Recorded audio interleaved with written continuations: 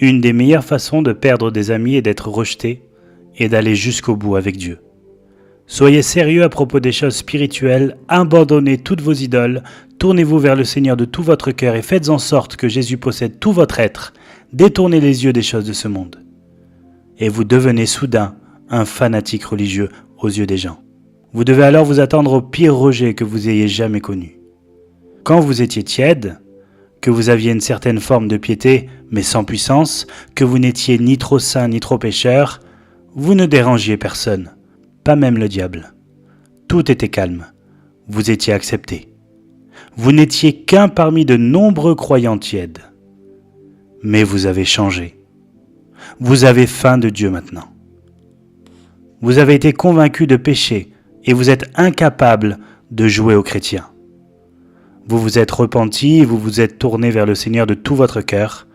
Les idoles ont disparu. Vous avez commencé à fouiller dans la parole de Dieu. Vous n'êtes plus à la recherche des choses matérielles. Vous êtes obsédé par Jésus. Vous êtes arrivé à un niveau élevé de discernement et vous commencez à voir dans l'Église des choses qui ne vous ennuyaient pas avant. Vous entendez prêcher en chair des idées qui vous brisent le cœur. Vous voyez des chrétiens céder à la tentation du compromis comme vous le faisiez autrefois.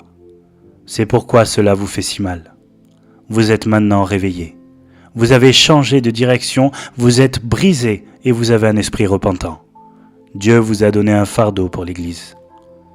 Au lieu de se réjouir ou de vous comprendre, vos amis croient que vous êtes devenu fou. On se moque de vous, on vous ridiculise et on vous traite de fanatique. La main de Dieu s'est posée sur Moïse de façon merveilleuse et lui a fait prendre conscience de l'esclavage du peuple d'Israël.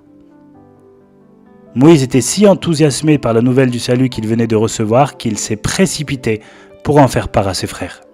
Il pensait que ses frères comprendraient que Dieu leur accordait le salut par sa main, mais eux ne comprirent pas. Moïse était l'homme le plus doux de la terre à l'époque. Dieu le consumait littéralement. Il n'essayait pas d'être plus saint que les autres, il avançait dans le Seigneur de façon prophétique. Il voulait que ses frères entendent et voient ce que Dieu se préparait à faire. Mais au lieu de cela, ils l'ont rejeté en disant « Qui t'a établi chef et juge sur nous?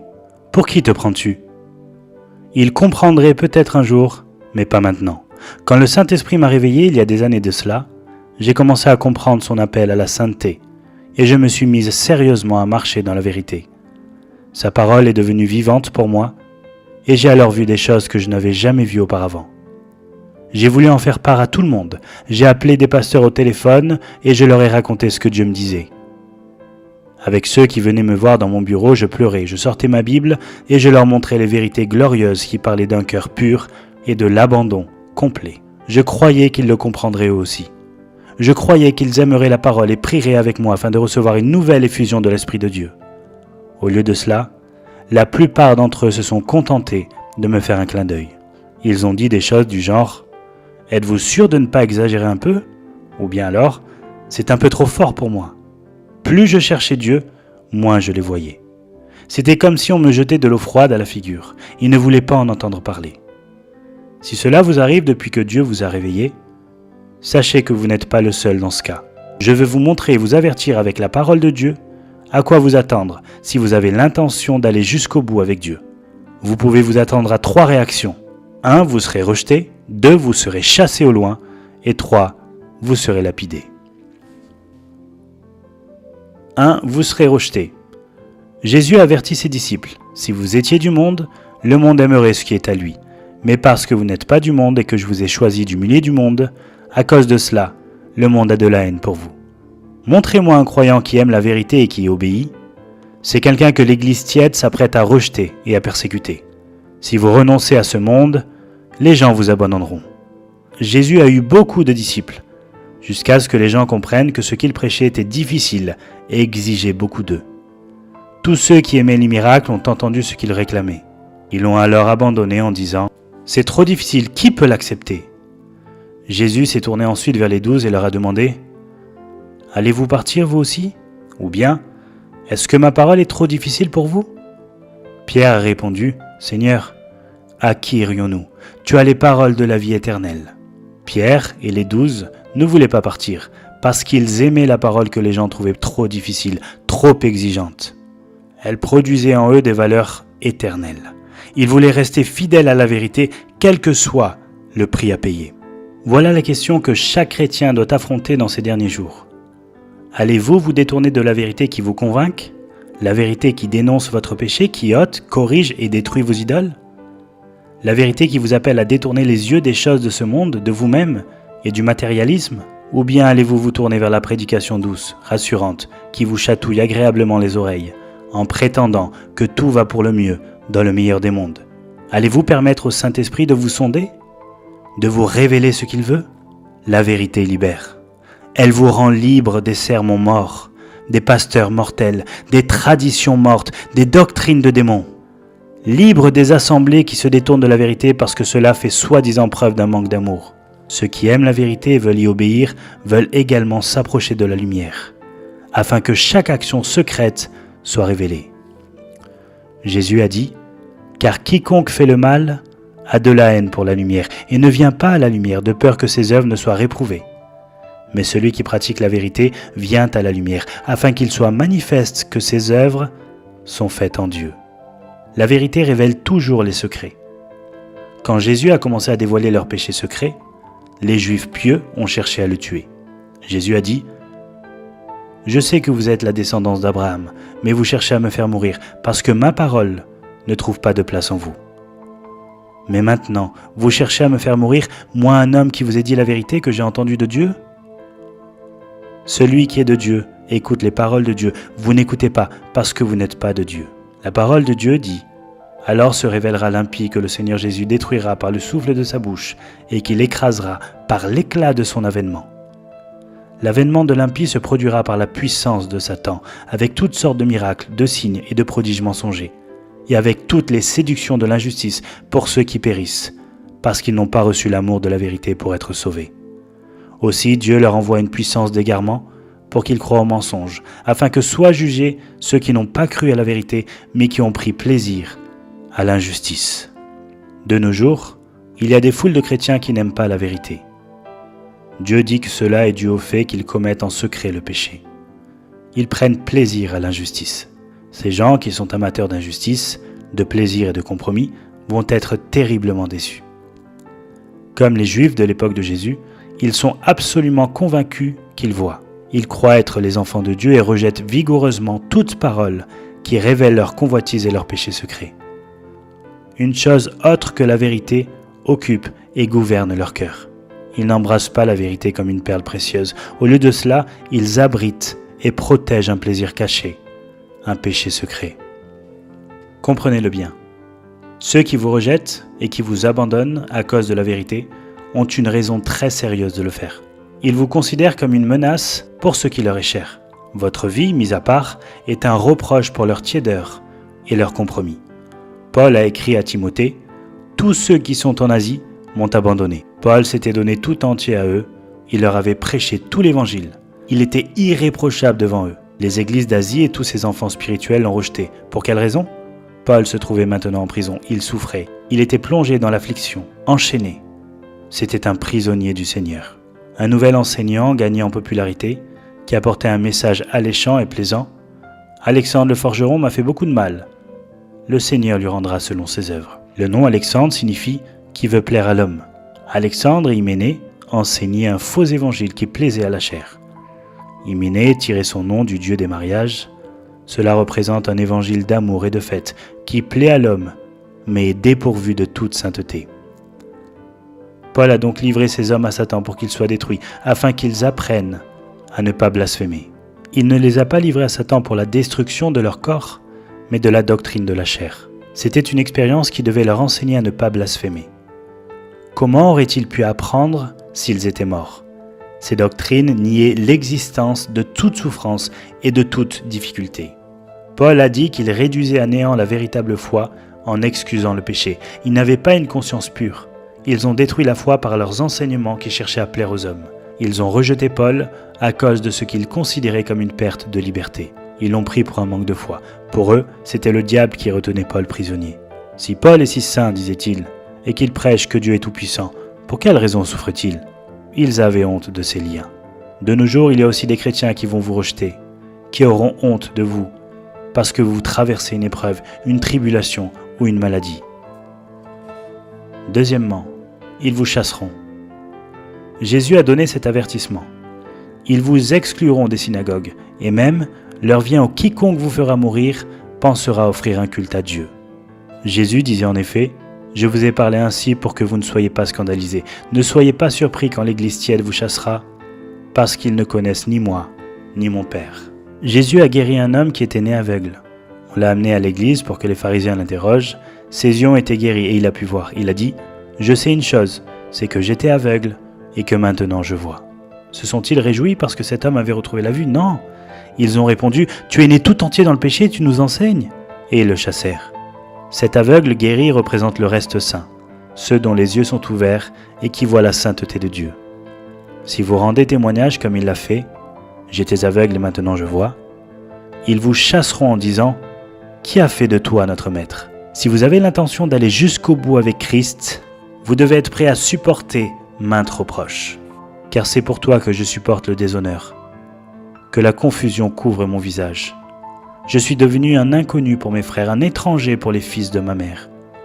Car le zèle de ta maison me dévore, et les propos déshonorants de ceux qui te déshonorent tombent sur moi. Ce texte nous parle surtout des souffrances de Christ, mais nous devons vivre dans ce monde comme il y a vécu lui-même. S'ils l'ont persécuté et attaqué, ils agiront de même avec tous ceux qui sont morts à leur propre nature. Qui a jeté l'opprobre sur Christ? Qui a répandu la honte sur lui et a sali son nom? Ceux qui fréquentent l'Église, mais cherchent surtout à plaire aux hommes. Chasser des chrétiens consacrés est la plus grande faveur qu'une Église centrée sur l'homme puisse leur faire. J'ai l'impression d'entendre des chrétiens dire « Mon Église est morte, je n'aime pas ce qui s'y passe, mais Dieu m'a placé ici. Je vais rester et essayer de changer la situation. » Cela peut être dangereux et ce n'est pas biblique. Nous devons nous éloigner de tout ce qui a un rapport avec Babylone. Il se peut que les traditions vous retiennent. Il se peut que vous ne soyez pas aussi prêts que vous le croyez à aller jusqu'au bout avec Dieu. Ou alors vos anciens amis vous retiennent. Dans chaque ville où il se trouvait, Paul allait à la synagogue selon sa coutume. Il prêchait aux membres aveugles de la synagogue qui n'avaient pas changé depuis l'époque d'Ésaïe. « Car je vais faire en vos jours une œuvre que vous ne croiriez pas si on vous la racontait. » Paul a essayé de son mieux de les convaincre, espérant qu'ils l'écouteraient, mais il a fini par entendre la prophétie d'Ésaïe résonner en lui.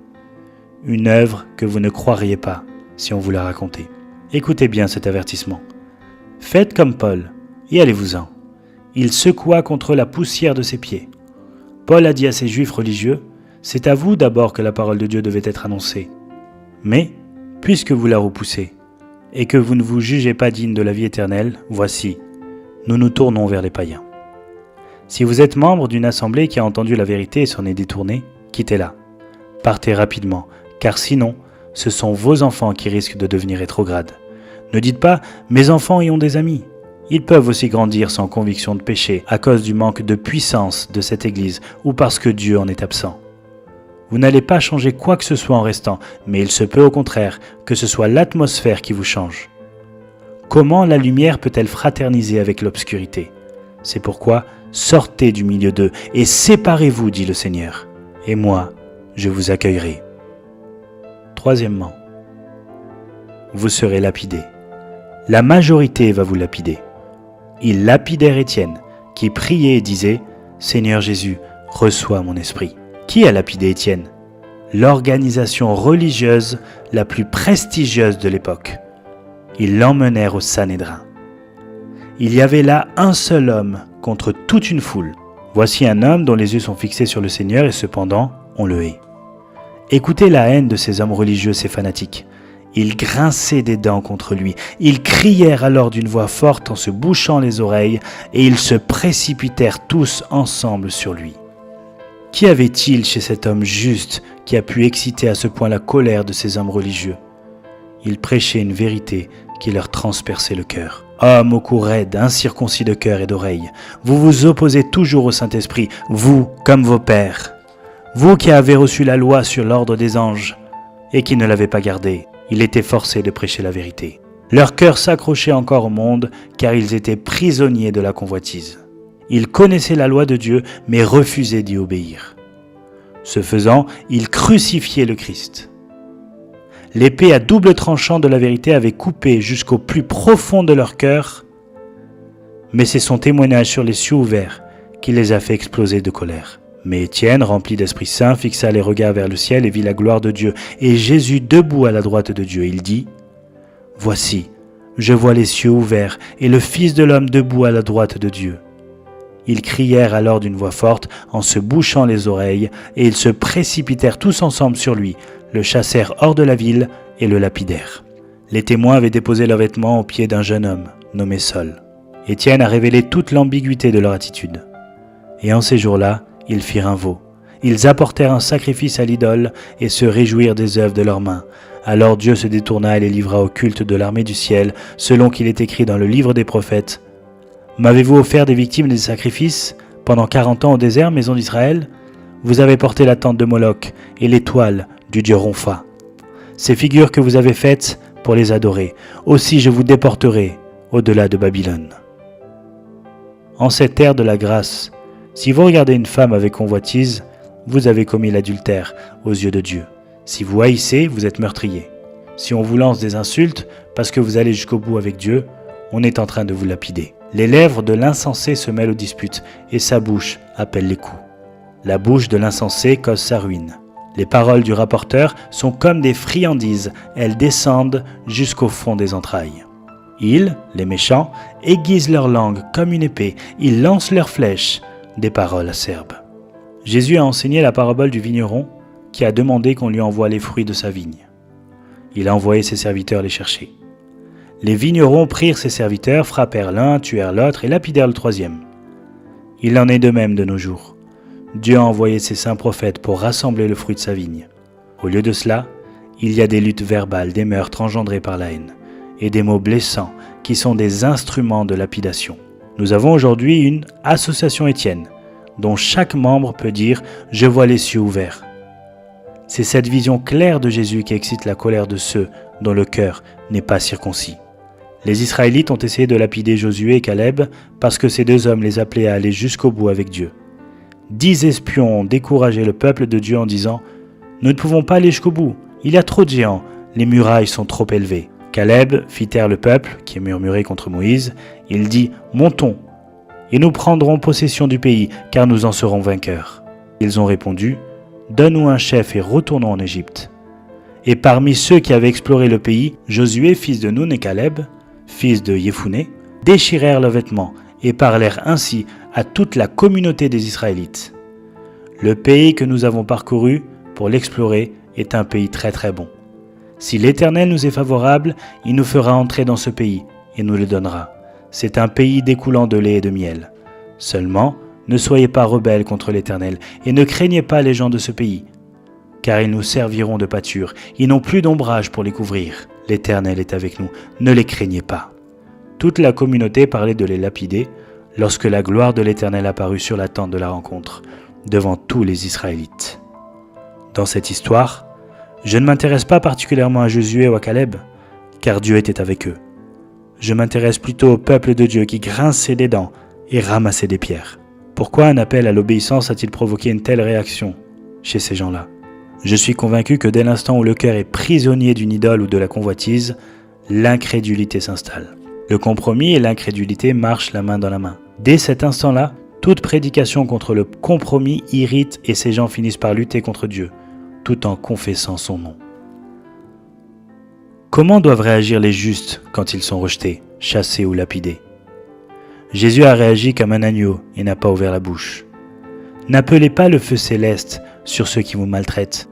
Pourquoi ne souffrez-vous pas plutôt quelque injustice ? Pourquoi ne vous laissez-vous pas plutôt dépouiller ? Injuriés, nous bénissons. Persécutés, nous supportons. Priez pour ceux qui vous persécutent. Je ne peux pas supporter les prophètes arrogants qui menacent, maudissent ou se battent. Quand Shimei, installé en haut d'une colline, a jeté des pierres à David, qui fuyait Jérusalem et Absalom, le capitaine de l'armée de David a dit « Pourquoi ce chien mort maudit-il le roi, mon Seigneur ?» David a répondu « S'il maudit, c'est que l'Éternel lui a dit « Maudis David, laisse-le et qu'il maudisse. Peut-être l'Éternel regardera-t-il ma peine et me fera-t-il du bien en retour de sa malédiction d'aujourd'hui. Moïse est allé jusqu'au bout, jusqu'à la montagne, et là, il s'est enfermé avec Dieu. Là, son visage a brillé, et même si tout le monde pouvait le voir, à tel point qu'il devait se cacher le visage, il ne savait pas lui-même que son visage brillait. Il ne se rendait même pas compte que la sainteté de Dieu se reflétait sur son visage.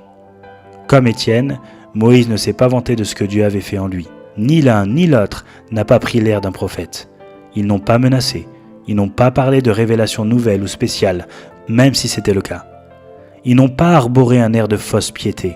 L'humilité est la caractéristique de l'âme qui dépend complètement de Christ. Aucun orgueil spirituel, rien d'exclusif dans leur attitude. Quelle est la récompense? C'est que Christ se tiendra à vos côtés. Il y a beaucoup d'autres récompenses en réserve pour ceux qui vont jusqu'au bout, mais je veux mentionner seulement celle-là, parce qu'elle nous suffit. Paul a été enfermé dans une prison à Jérusalem et toutes les autorités religieuses voulaient le tuer. Un véritable tumulte régnait dans l'Église. On l'a accusé d'avoir prêché une fausse doctrine, d'avoir même souillé le lieu saint. Même les soldats craignaient que Paul ne soit mis en pièces, c'est pourquoi ils l'ont emmené de force et l'ont mis en prison. La nuit suivante, le Seigneur s'approcha de Paul et dit « Prends courage, car de même que tu as rendu témoignage de moi à Jérusalem, il faut aussi que tu rendes témoignage à Rome. » C'est le Seigneur en personne qui s'est adressé à Paul et non un ange. Quelle parole d'encouragement il lui a adressée. Réjouis-toi, ce n'est pas fini. Vous pouvez affronter n'importe qui et n'importe quoi si vous savez que le Seigneur est avec vous.